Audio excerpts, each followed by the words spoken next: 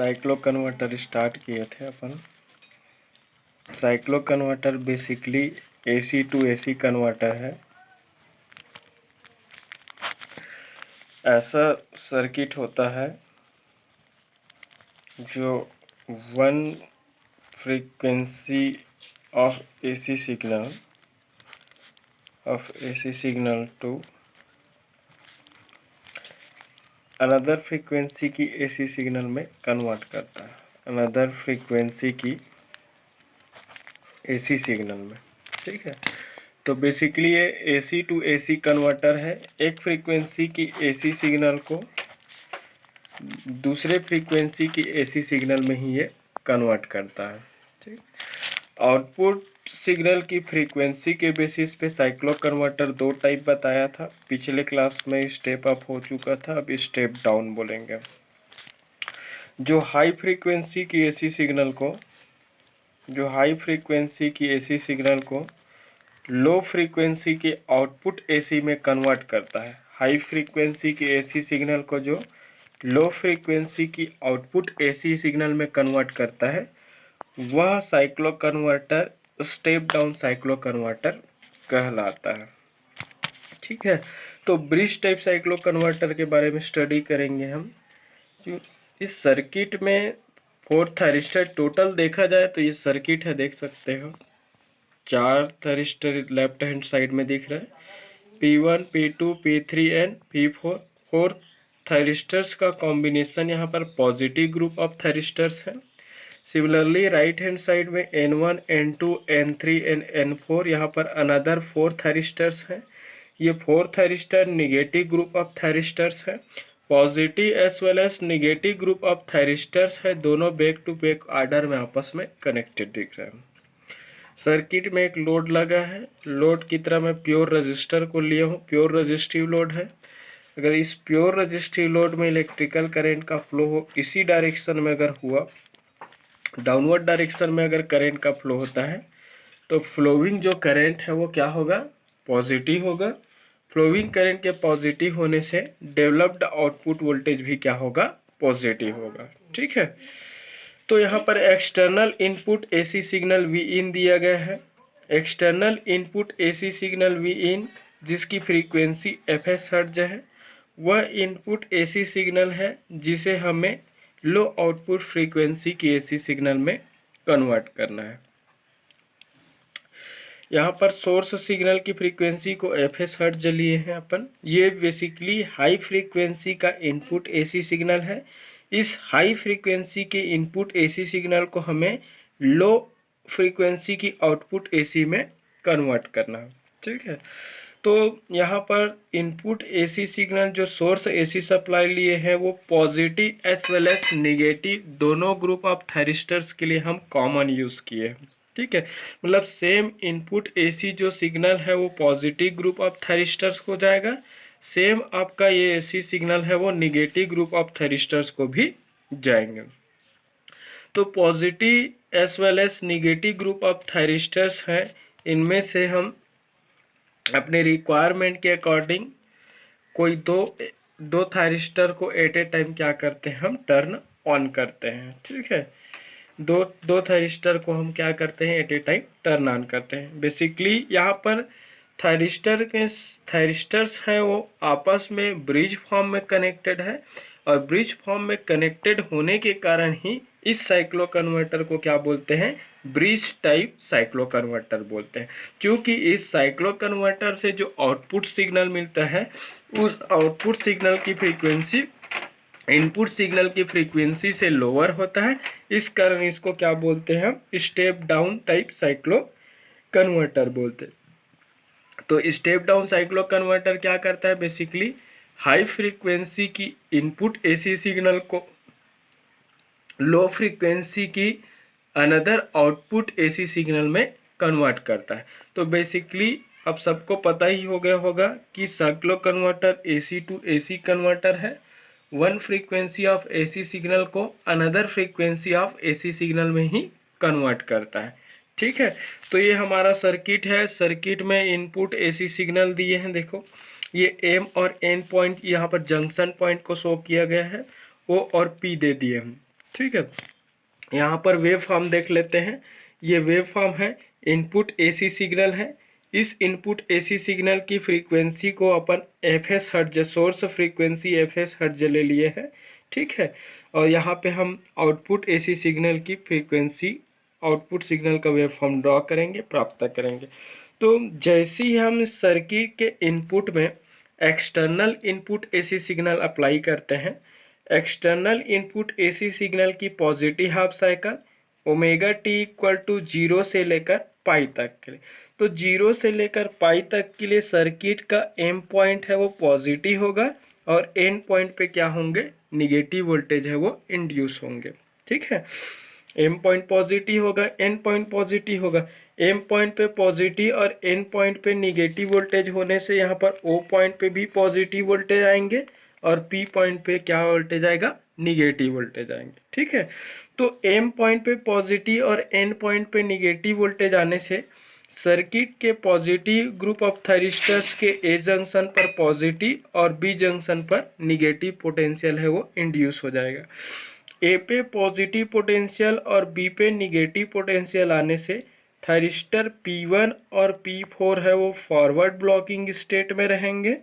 That means in दोनों thyristor को turn on किया जा सकता है, बट P2 और P3 हाईली रिवर्स बायस्ड रहेगा। हाईली रिवर्स बायस्ड होने के कारण दोनों थायरिस्टर को हम टर्न ऑन नहीं कर सकते। बट सी पॉइंट पे पॉजिटिव वोल्टेज और डी पॉइंट पे निगेटिव वोल्टेज अपीयर होने से थायरिस्टर N4 है वो फॉरवर्ड ब्लॉकिंग स्टेट में रहेंगे और थायरिस्टर N2, तो N2 और N4 है वो फॉरवर्ड ब्लॉकिंग स्टेट में रहेगा, बट N1 और N3 जो है वो हाईली रिवर्स होने की वजह से ऑफ मोड में रहेंगे, उसे ऑन नहीं किया जा सकता। क्लियर हुआ, उसे ऑन नहीं किया जा सकता। जैसे ही at angle omega T equal to alpha पे थायरिस्टर P1 और P4 को हम के गेट और कैथोड के बीच एक्सटर्नल ट्रिगरिंग पल्स अप्लाई करते हैं। एक्सटर्नल ट्रिगरिंग पल्स अप्लाई करने से P1 और P4 है वो टर्न ऑन हो जाता है और टर्न ऑन होकर एक ऑन स्विच, क्लोज स्विच या फिर एक शॉर्ट सर्किट की तरह बिहेव करना शुरू कर देता है। Finally current source positive terminal से P1 से लोड रजिस्टर RL से थायरिस्टर P4 से होते हुए सोर्स पॉइंट में क्या होता है, सर्कुलेट होता है। चूंकि लोड में फ्लो होने वाला करंट सर्किट के एजम्पशन डायरेक्शन में फ्लो होता है, इस कारण फ्लोइंग लोड करंट पॉजिटिव होगा और डेवलप्ड आउटपुट वोल्टेज भी पॉजिटिव होंगे। एंड अगेन डेवलप्ड आउटपुट जो वोल्टेज होंगे वो इस सोर्स वोल्टेज का क्या हो जाएगा, इक्वल हो जाएगा। So output voltage follows the envelope of input voltage, तो आउटपुट है वो इनपुट वोल्टेज का इक्वल हो जाएगा। सेम वेव फॉर्म बना देते हैं, ये बन गया। जैसे ही आपका इनपुट सिग्नल है वो पाई से 2 पाई में एंटर करता है, निगेटिव हाफ साइकिल में क्या होता है, सर्किट के एम पॉइंट है वह निगेटिव पोटेंशियल और एन पॉइंट पे पॉजिटिव पोटेंशियल आ जाता है। ओमेगा टी इक्वल टू पाई से 2 पाई ड्यूरेशन के लिए सर्किट के ओ पॉइंट पर निगेटिव पोटेंशियल और पी पॉइंट पे पॉजिटिव पोटेंशियल डेवलप हो जाते हैं।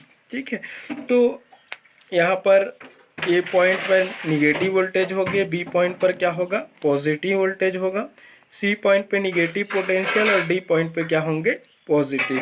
तो ए पॉइंट पे निगेटिव वोल्टेज होने से थायरिस्टर P3 है वो फॉरवर्ड बायस होगा, बट बी पॉइंट पे पॉजिटिव वोल्टेज आने से थायरिस्टर P2 है वो फॉरवर्ड, तो P2 और P3 है वो फॉरवर्ड ब्लॉकिंग स्टेट में रहेंगे, बट P1 और P4 हाईली रिवर्स होने की वजह से टर्न ऑफ हो जाएगा, टर्न ऑफ हो जाएंगे।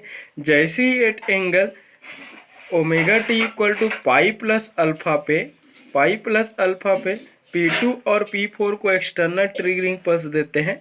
ट्रिगरिंग पल्स देने से P2 और P3 टर्न ऑन हो जाता है और टर्न ऑन होकर एक ऑन स्विच, क्लोज स्विच या फिर एक शॉर्ट सर्किट की तरह बिहेव करना शुरू कर देते। फाइनली करंट सोर्स के पॉजिटिव टर्मिनल से थायरिस्टर P2 से लोड रजिस्टर RL से थायरिस्टर P3 P3 से फिर बैक टू दी सोर्स में आ जाता है। सर्किट में फ्लो होने वाला करंट एजम्पशन डायरेक्शन में फ्लो होता है, इस कारण फ्लोइंग लोड करंट पॉजिटिव होगा, डेवलप्ड आउटपुट वोल्टेज भी पॉजिटिव होंगे, और ये जो आउटपुट वोल्टेज है वो सोर्स वोल्टेज का क्या होगा, इक्वल होगा। फाइनली यहाँ से आपका ऐसा बने, इस टाइप से वेव फॉर्म बनेंगे। ये आपका स्टार्टिंग का P1 और P4 ऑन था, ये P1 और P4 जब ऑन था तब का वेव फॉर्म है। अब ये P2 और P3 ऑन है तब का। तो पॉजिटिव ग्रुप ऑफ थरिस्टर के ऑन होने से पॉजिटिव आउटपुट पल्स मिलेगा, याद रखेंगे।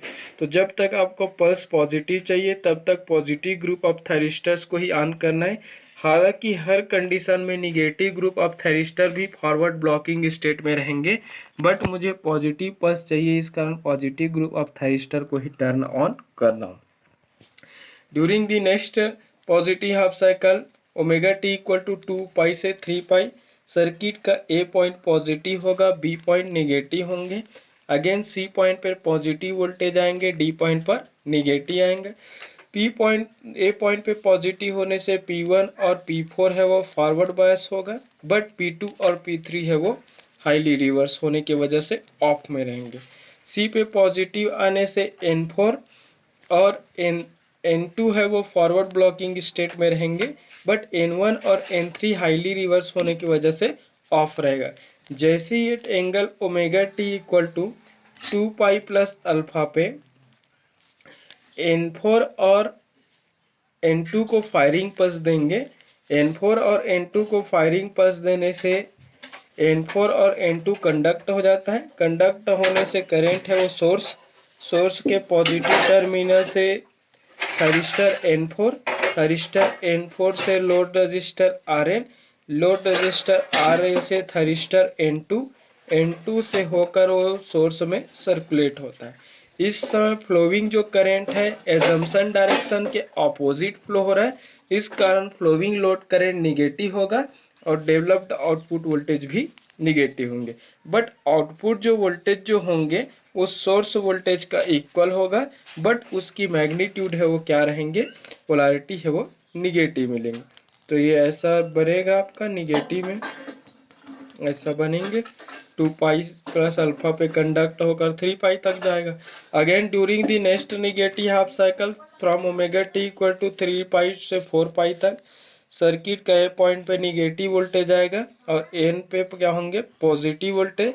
सी पॉइंट पे इंड्यूस्ड वोल्टेज निगेटिव होगा, बी पॉइंट पे induced voltage positive, this point पे induced voltage negative and this point पे क्या होगा पॉजिटिव। तो सी पॉइंट पे निगेटिव वोल्टेज होने से थरिस्टर N1 और डी पॉइंट पे पॉजिटिव वोल्टेज होने से थरिस्टर N3 है वो फॉरवर्ड वाला। तो N1 और N3 है वो फॉरवर्ड ब्लॉकिंग स्टेट में रहेगा, बट N2 और N4 हाईली रिवर्स होने की वजह से क्या हो जाएगा, ऑफ मोड में रहेगा, इससे होकर कोई भी इलेक्ट्रिकल करंट का फ्लो नहीं हो।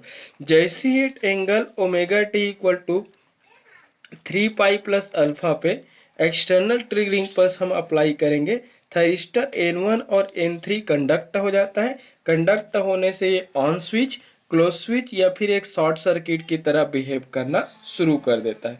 फाइनली करंट सोर्स की पॉजिटिव टर्मिनल से डी पॉइंट से थरिस्टर N3 से load register RL, load register RL से थरिस्टर N1 से होते हुए वापस फिर से सोर्स पॉइंट में सर्कुलेट होता है।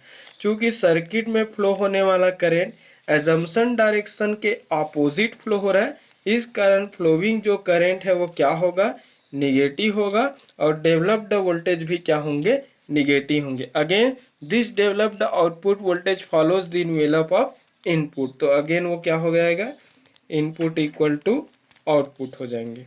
तो ये प्रोसेस रिपीट होते रहता है। ये वेव फॉर्म ऐसा बनेगा, को अल्फा पे फायरिंग किया, फिर पाई प्लस अल्फा पे, यहाँ पे कौन फायर हुआ, N1 और N3 हुआ है। ठीक है, तो देख लो क्या हो रहा है, हमने इनपुट AC सिग्नल दिया एक साइकिल यहाँ तक, फिर ये दूसरा साइकिल दिया, 2 साइकिल दिया, 2 साइकिल देने से आउटपुट कितना साइकिल का मिल रहा है। तो देखो ये दोनों पॉजिटिव पल्सेस हैं, ये तो P1 P4 और P2 P3 के कंडक्ट होने से जो सिग्नल मिलेगा उसकी एवरेज वैल्यू पॉजिटिव रहेंगे। वैसे भी आपका N2 N3 negative group of thyristor के कंडक्ट होने से जो आउटपुट जो मिलेगा वो क्या होगा, निगेटिव पल्स मिलेगा, तो इसकी एवरेज वैल्यू निगेटिव होगा। Positive average value negative average value मिलाकर कंप्लीट कितना बन रहा है, एक साइकिल बन रहा है। तो आउटपुट सिग्नल कितना साइकिल बन रहा है, एक साइकिल। बट इनपुट सिग्नल कितने साइकिल का है, एक साइकिल और यहाँ तक दो साइकिल। तो जब इनपुट एसी सिग्नल का दो साइकिल दे रहे हैं तो आउटपुट सिग्नल का हमें कितना साइकिल मिल रहा है, सिर्फ एक साइकिल मिल रहा है, दैट मीन्स हाफ मिल रहा है। तो आउटपुट सिग्नल की फ्रीक्वेंसी जो होगा उन इनपुट सिग्नल के रिस्पेक्ट में क्या होंगे, हाफ हो रहा है। तो आउटपुट सिग्नल की फ्रीक्वेंसी इनपुट सिग्नल की फ्रीक्वेंसी का आधा मिल रहा है, आधा मिल रहा है, दैट मीन्स ये क्या हो जा रहा है, कम हो जा रहा है। तो जो हाई फ्रीक्वेंसी को लो फ्रीक्वेंसी में कन्वर्ट करता है उसी को क्या बोलते हैं, स्टेप डाउन साइक्लो कन्वर्टर। तो ये वेव फॉर्म है, अच्छे से देख लेंगे। कुछ नहीं, कॉन्सेप्ट यही है कि आपको साइकिल की संख्या को कम करना है। तो लंबे समय तक positive pulse output low. Positive pulse output लेने के लिए पॉजिटिव ग्रुप ऑफ थैरिस्टर को ऑन करो। निगेटिव पल्स आउटपुट लेने के लिए निगेटिव ग्रुप ऑफ थैरिस्टर्स को ऑन करो। तो पॉजिटिव ग्रुप ऑफ थैरिस्टर्स को ऑन करने से जो पॉजिटिव आउटपुट मिलेगा उसकी एवरेज वैल्यू है वो पॉजिटिव रहेगा, और निगेटिव ग्रुप ऑफ थैरिस्टर को ऑन करने से जो आउटपुट वोल्टेज मिलेगा उसकी एवरेज वैल्यू निगेटिव होगा। तो ये कंप्लीट मिलाकर एक साइकिल हुआ। हमने इनपुट में दो साइकिल दिया, दो साइकिल दिया मतलब इसकी फ्रीक्वेंसी दो गुना होगी। इसकी साइकिल एक है तो इसकी फ्रीक्वेंसी सिंगल रहेगा। तो इनपुट की ज़्यादा है आउटपुट का कम है, तो हाई फ्रीक्वेंसी को लो कर दिया। इस कारण इसको बोलते हैं स्टेप डाउन साइक्लो कन्वर्टर। तो ये था bridge type step down cyclo converter. Bridge form में सर्किट कनेक्टेड है, ऑब्जर्व कर सकते हो। ब्रिज फॉर्म में सर्किट कनेक्टेड है और ये हाई फ्रीक्वेंसी की एसी सिग्नल को लो फ्रीक्वेंसी की एसी सिग्नल में कन्वर्ट कर रहे, इस कारण स्टेप डाउन हुआ। अब ब्रिज ऑर्डर में सर्किट कनेक्टेड होने के कारण इसको क्या बोला, bridge type step down cyclo converter. तो single phase two single phase cyclo converter, step up का दो सर्किट लिए, स्टेप डाउन का भी दो सर्किट लिए, दोनों कंप्लीट हो चुका है।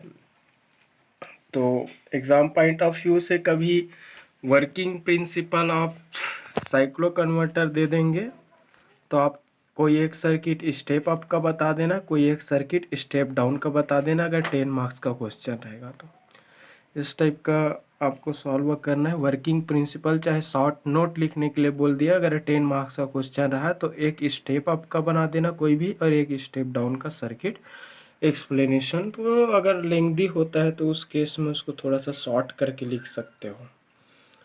ठीक है, तो रिपीट करें, देखें, नोट्स भी रिफ़र कर सकते हो, नेट से भी स्टडी कर सकते हो, और मेरे वॉइस को रिकॉर्ड करके खुद का नोट्स भी बना सकते हैं। लाइक करो, शेयर करो।